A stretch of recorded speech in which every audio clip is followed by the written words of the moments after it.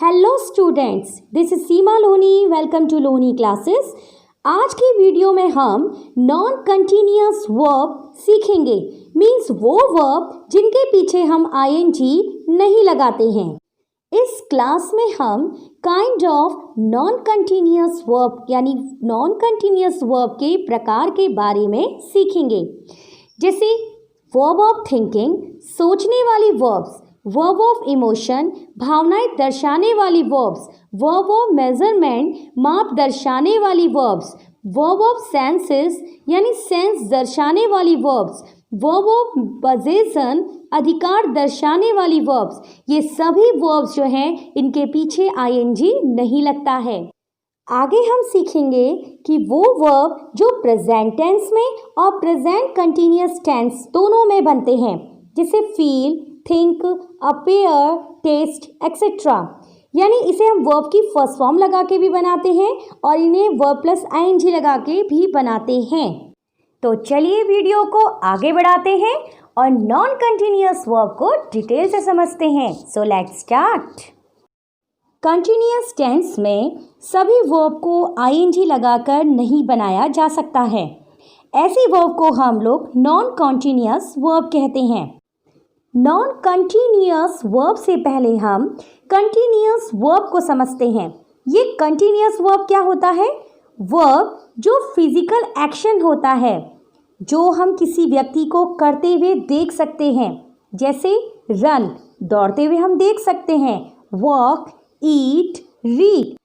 ये सब continuous verb हैं और हम इनके पीछे आईएनजी लगा सकते हैं, जैसे रन, आईएनजी लगाया, रनिंग हुआ। लेकिन कुछ ऐसी वर्ब हैं जिनका प्रयोग हम प्रेजेंट कंटिन्यूअस टेंस में नहीं करते हैं, यानी उस वर्ब के पीछे हम आईएनजी नहीं लगाते हैं। ये वो वर्ब होती हैं जिसे हम किसी व्यक्ति को करते हुए, एक्शन करते हुए नहीं देख सकते हैं, जैसे सी, हियर सुनना, स्मेल सूंघना, टेस्ट स्वाद लेना, लुक देखना, लव प्रेम करना, लाइक पसंद करना एक्सेट्रा। ये सब वो वर्ब हैं जो हम किसी व्यक्ति को करते हुए नहीं देख सकते हैं। नॉन कंटिन्यूअस वर्ब, इसे अब अच्छी तरह से समझते हैं। वीडियो के आगे बढ़ने से पहले प्लीज़ आप फटाफट से लाइक जरूर कर दीजिए मेरी वीडियो को। चलिए समझते हैं। फर्स्ट, वर्ब ऑफ इमोशन, यानी वो वर्ब जो हमारी भावनाओं को दर्शाती है, जैसे love, hate, like, dislike, please, surprise, prefer etcetera. ये वर्ब्स हम अपनी आंखों से होते हुए नहीं देख सकते हैं। ये सब वर्ब को हम प्रेजेंट टेंस में बनाते हैं। जैसे एग्जाम्पल से समझते हैं, शी लाइक्स मी। देखिए प्रेजेंट टेंस में बनाया है जो सही है। शी इज़ लाइकिंग मी, ये कंटिन्यूअस टेंस में बना है, रॉन्ग है। Next, I am surprise to see him, ये प्रेजेंट टेंस में बना है तो राइट है। I am surprising to see him, continuous tense में बना है, रॉन्ग है। नेक्स्ट, वर्ब ऑफ पोजेशन, जो किसी वस्तु पर अधिकार दर्शाने वाली वर्ब होती है, जैसे have, need, own, want, belong, possess, involve, include। In verb को हम प्रेजेंट टेंस में बनाते हैं, प्रेजेंट कंटिन्यूअस में नहीं। जैसे एग्जाम्पल से देखें, आई वॉन्ट दैट कार, मैं ये कार चाहता हूँ, right sentence. I am wanting that car, ये रॉन्ग सेंटेंस है, कंटिन्यूअस टेंस आईएनजी नहीं लगाते हैं वॉन्ट के पीछे। Next, I need some money, right sentence. I am needing some money, wrong sentence. Verb use for sense, यानी वो verb जो सेंस को दर्शाने के लिए यूज की जाती है, जैसे see, smell, seen, sound, taste, look. अब देखें एग्जाम्पल से समझें। इन्हें भी हम प्रेजेंट टेंस में बनाते हैं। We see with our eyes, ये प्रेजेंट टेंस में है, हम अपनी आँखों से देखते हैं तो राइट सेंटेंस।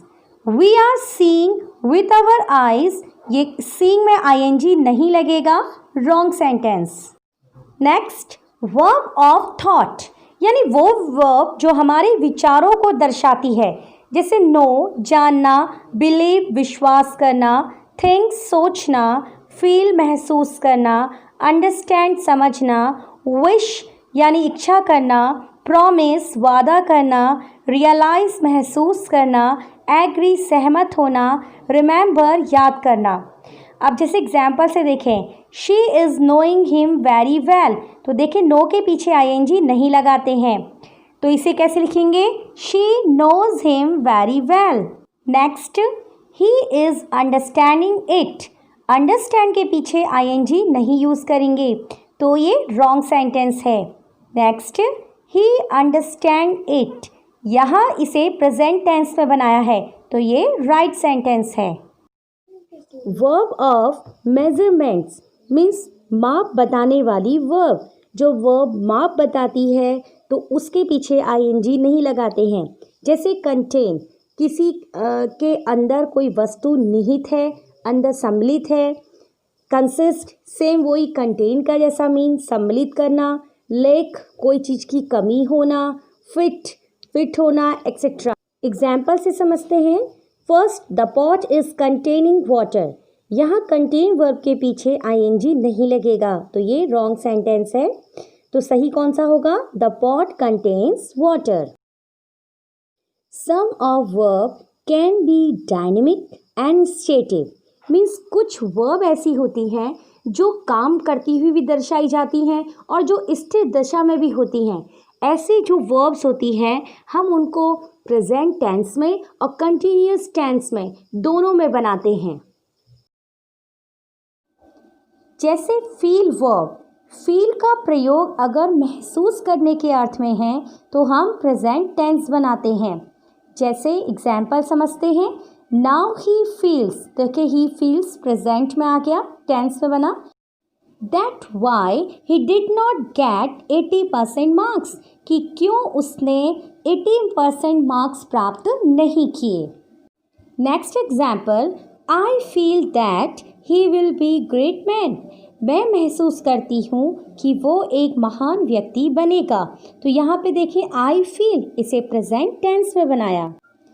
लेकिन अगर फील वर्ब सब्जेक्ट के इमोशन, उसके फिजिकल और मेंटल कंडीशन को इंडिकेट करता, उसको दर्शाता है अगर ये फील शब्द, तो सिंपल टेंस या कंटिन्यूअस टेंस में बनाते हैं।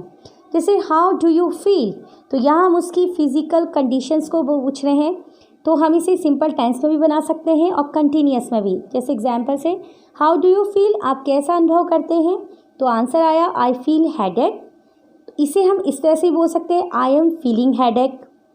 हाउ आर यू फीलिंग, हम ऐसे भी बोल सकते हैं, आई एम फीलिंग बेटर।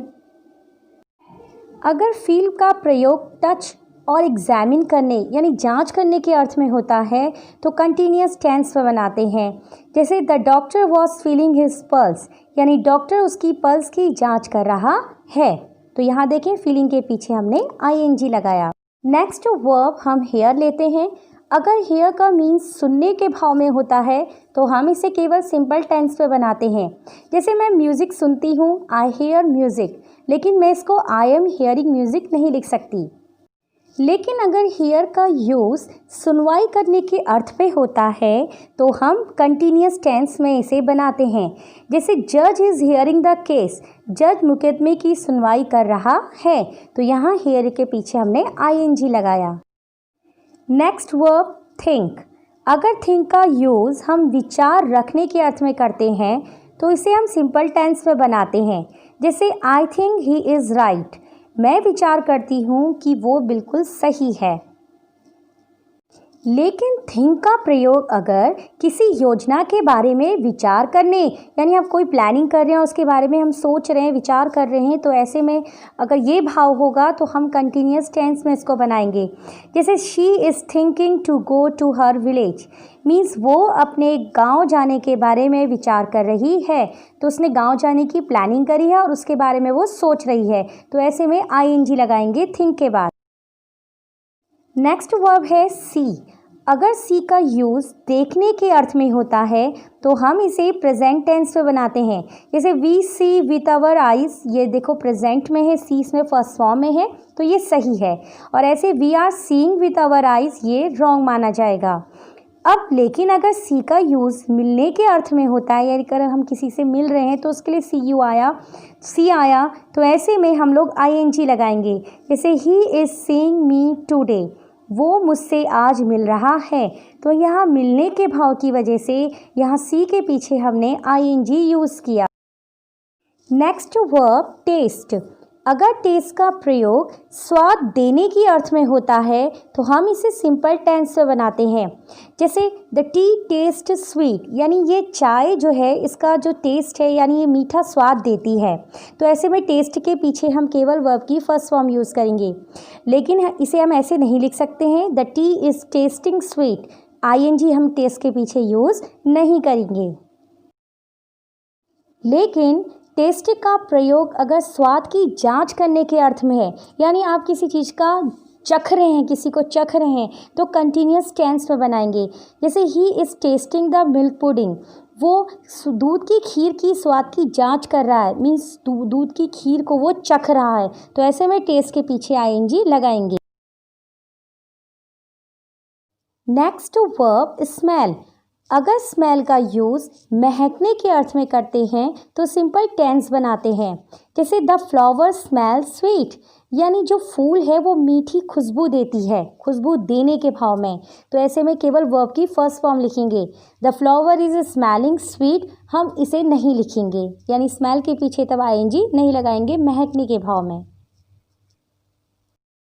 लेकिन अगर स्मेल का जो यूज़ है वो नाक से सटाकर सूंघने के अर्थ में होता है, जैसे आप सूंघ रहे हैं फ्लावर को, तो ऐसे में कंटिन्यूस टेंस में बनाएंगे।